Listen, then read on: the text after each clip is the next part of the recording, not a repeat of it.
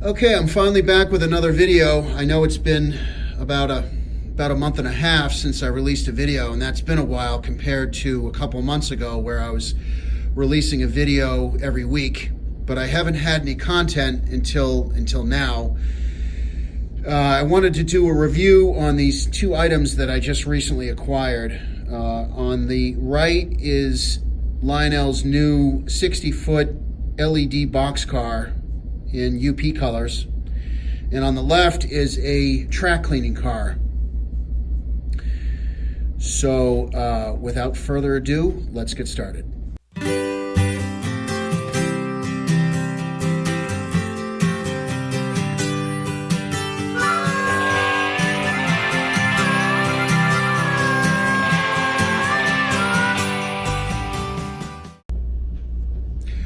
Okay, first up is my brand new track cleaning car. I got this a couple days ago from a store called Northeast Trains, located in Peabody, Massachusetts.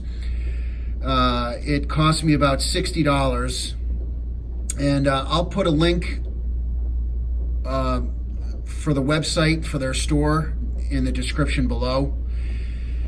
The car is pretty self-explanatory. It's got two pads, and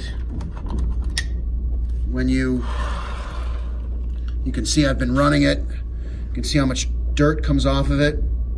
It's got two pads, so you can put track cleaning solution on the front pad and keep the rear pad dry, and makes the track cleaning a little bit more effective. Or you can use a Scotch Brite pad on the front pad to get the stubborn dirt off, and keep this pad on to remove extra dirt after the Scotch Brite pad is run on this pad, run over the track on this pad. And yeah, it's pretty self-explanatory. It's got a nice solid weight to it, and it actually came with extra pads right here. So apparently the pads can be cleaned, and they can be used 3 or 4 times before you have to throw them out. And I can buy more from Northeast Trains if I need them. Another thought I had with this car is, because it's so solid and so weighs a good amount, this might be a good car to mount like my GoPro to. I don't think it's going to wobble too much, so I think it would keep the camera pretty stable. So I thought that would be kind of cool. As you know, I'm always looking for new shots and new ideas on filming my trains, so this might act as a good camera car. I'll have to try it out. Okay, next up is UP's 60-foot LED boxcar. And believe it or not, the lights on the boxcar are on, and I thought they were going to actually be brighter, but it's actually, the lights aren't too bright. The lights only show up where the stars are, up in this corner. And I don't know if you can see. No, you can't. What I'll have to do is shut the lights off and show you guys what the lights look like, because you really can't see them on the camera that they're lit up. So yeah, the stars on the flag are the things that light up on the side, and then the other side of the car has the same thing, has the flag with the light up stars. So yeah, it's the standard 60-foot boxcar, which I like. I picked this one because I thought it was the most attractive scheme. They released a couple of different paint schemes for this, and I picked this one. And it also comes with the spinning wheel journals here on each of the wheels. That's a nice detail that I like. Okay, looking underneath, you can see the pickup wheel in the middle, and then you've got the contacts that are against the axles on each wheel set. So there's a pickup roller on that side, and there's a pickup roller on this side for the LED lights. Here's a little interesting tidbit here. If you look inside the car, that's the actual LED light inside. It's like just one big lit up panel. And that's what it looks like inside the car. Obviously, you'd want to keep these doors closed on the Boxcar because looks like the whole inside of the Boxcar lights up. So I'll be keeping these doors closed so the light doesn't come out and ruin the effect of the lit up stars on the flags. Okay, here's all you can see with the flags. This is what it looks like. I'll get up close here, but that's really it as far as the lit up flags. So that's about it for the showing you the lit up flags. Okay, now I've actually dimmed the lights in my train room, and you can actually see the lit up flag, the lit up stars a little bit better with the dimmer light. So what I'm going to do is I'm going to do a short running session with this car. I'm not going to bother running the track cleaning car because it really doesn't. You guys know what that does and how it looks, and so I'll just run it with the dimmed lights. So hopefully you can see the flag a little bit better. Also, I just recently purchased I don't know if you guys are familiar with, but I purchased a camera stabilizer. It's like a gimbal for cell phones. It's made by Moza. It's called the Moza Mini Mi. And one of the things I enjoy about these trains is videotaping them. And I think one of my hobbies is videography, and I enjoy videotaping. So I'm always looking for new gadgets and gizmos to help me take better shots. So I'm going to be trying out using this gimbal while I'm shooting the train going around the layout.